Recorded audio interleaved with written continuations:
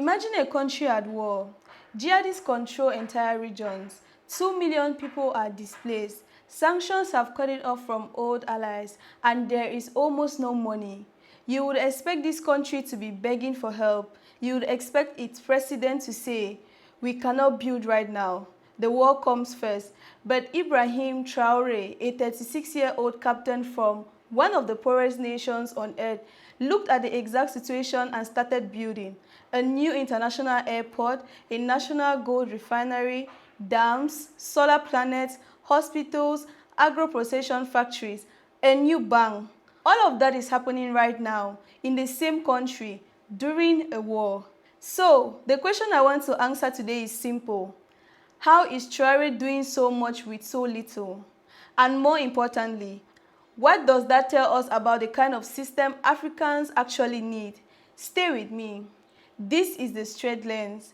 This is the strategic lens. Let's look at the full picture of Burkina Faso. This is a landlocked nation with limited oil and one of the youngest populations in the world. Since 2015, it's been fighting an Islamic insurgency, armed group linked to Al-Qaeda and ISIS that swept in from Mali.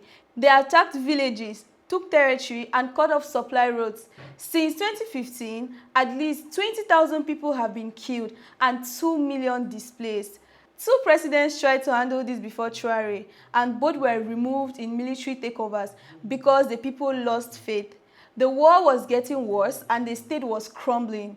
When Traore came to power in September 2022, he didn't just inherit trouble, he inherited a country that was already burning. And here is what I find extraordinary. Most leaders in that situation would do one thing: fight the fire.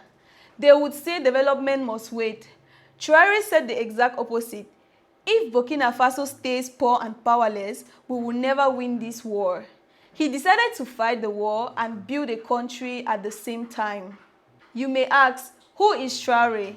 At 36, he's younger than most of your uncles. His artillery officer background means his idea is simple. A country that cannot feed, power, or defend itself is not truly free. He calls dependence on France, Western donors, and foreign companies the real enemy. Think of sovereignty like owning your house. If you own it, you make the rules. If you are renting and can't pay, the landlord decides everything. Traore wants Burkina Faso to own its own house. In his 2026 sovereignty roadmap, he gave the nation 3 goals: secure the territory, feed the people, and build the economy, all at once. He even renamed the Ministry of Defense to the Ministry of War. He's not defending, he's fighting to win. This is where the story gets really interesting. The mega project he's building, not promising, building. The $400 million Dongxing International Airport to unlock trade, the international gold refinery, so the country processes its own gold rather than exporting raw profits, agro-processing plants to turn raw tomatoes and cashews into finished goods, and crucial energy projects like the Samandina Dam and multiple solar planets, because without electricity, factories don't run. He is also building expressways, schools, and a national postal bank. These are not the investments of a man who thinks he's losing. But where is the money coming from? And how is he managing this in a war? That's the real secret. How is he doing in 3 years what some African presidents haven't done in 20? First, it's the results first, politics later. Traore isn't running from anything. He spends 0 time campaigning or fighting an opposition. Decisions go straight to execution. Is it risky? Yes. Is it fast? Absolutely. Second, he understands meaning. Traore has reframed the war as dignity and the factories as sovereignty. He gives people a reason to sacrifice.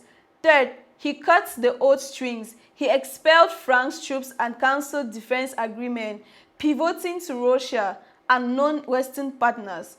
Whether Russia is a better friend is another video, but it gave Traore the freedom to decide.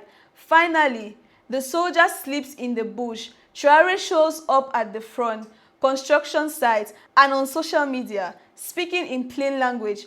In a region exhausted by corruption and empty speeches, that is electric. But we must be honest, these results come at a price. political parties are frozen, and media space is tight, and human rights groups have documented abuses by government forces. The citizen cost is very high. Burkina Faso under Traore is asking a question out loud. What if Africa stop copying and start designing? Not chaos, not dictatorship, but a system that rewards whosoever delivers. The war in Burkina Faso is not over, and the risks are real. But in 3 years, under the hardest possible conditions, Traore has shown it is possible to build and fight at the same time. If a small, poor country at war can do this, what is the excuse of bigger and richer African nations who are doing less with more? Share this with someone who needs to hear it and tell me in the comments. Do you think Africa needs a new kind of political system? I read every reply. That's the strategic lens. I'm Rauda, and you're watching the Global Observer. See you in the next one. Bye.